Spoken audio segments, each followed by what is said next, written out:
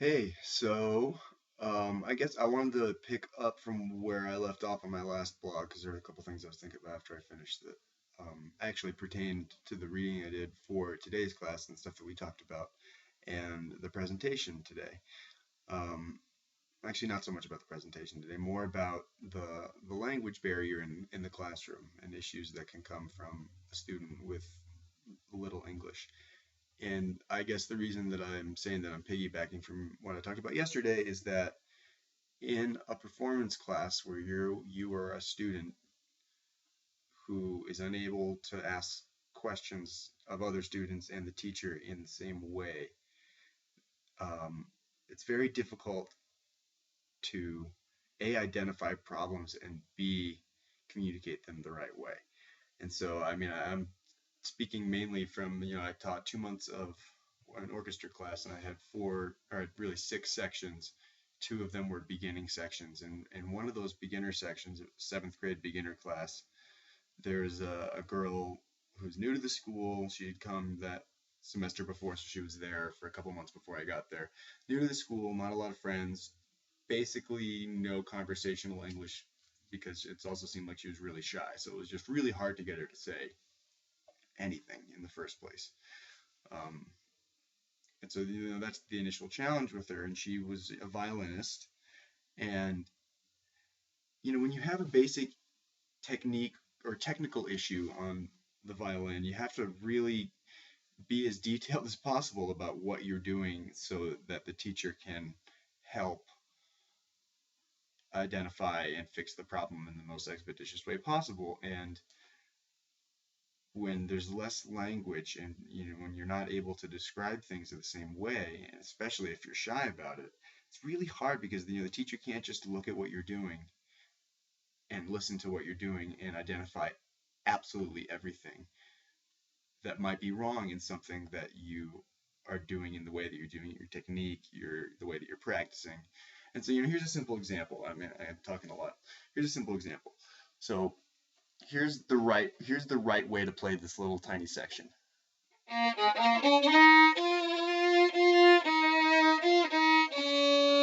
Play it one more time.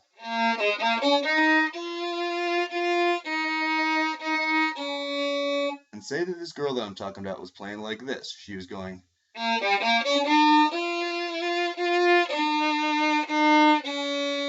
Here's what she did one more time.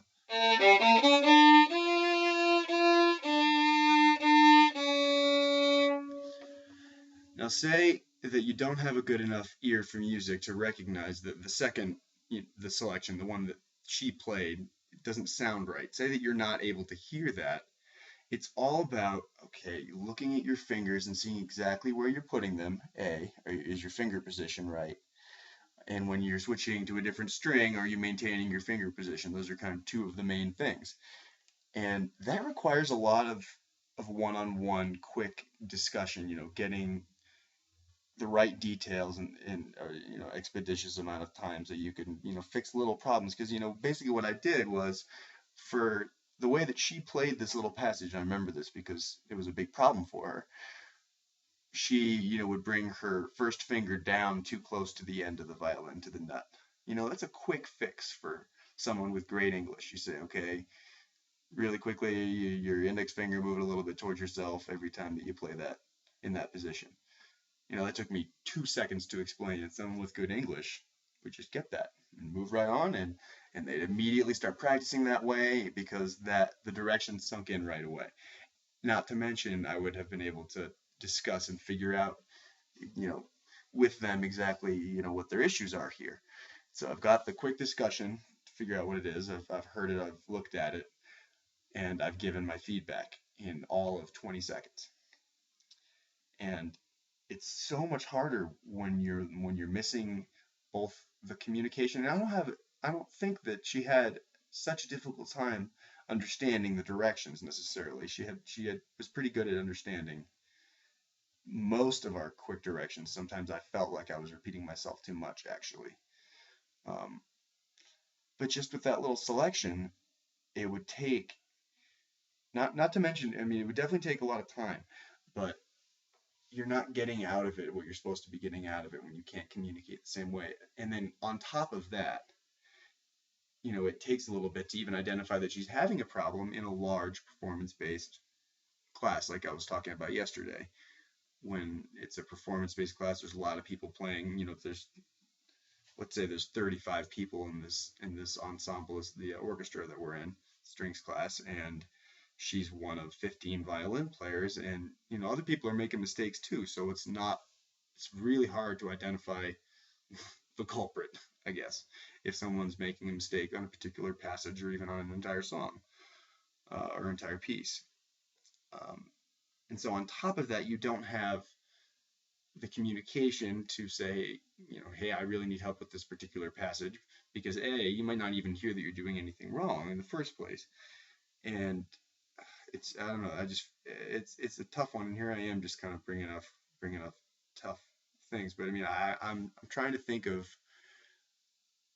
good ways, and to combat that. And really what I'm getting at here is I had to do a lot of demonstrating, a lot of taking your instrument, even getting in a similar position to her, right next to her, so that she's sitting right next to me. Okay, look where my finger is. See the distance here? You are doing this, and I need you to do it right here every time you play it in this position. And those were obviously bad directions because it just made them up right here. But I mean, I had to do so much more really playing the instrument. And one of my struggles is that I'm relatively new to this instrument too. So I actually ended up learning a lot from my cooperating teacher about some of the basics. Um, but I had to do so much more hands-on demonstration, and I feel like it's really all I had. Um, but I just wish there were better ways to communicate verbally, because you have to communicate verbally. If I had to take out my instrument and demonstrate passages, there's no way to do that in a class with 35 kids when everybody's got their own problems in the first place. This is just kind of a problem on top of other potential problems. In the first place, she might be having a hard time with the music, just like other kids are having a hard time with the music. So, so yeah, there you go.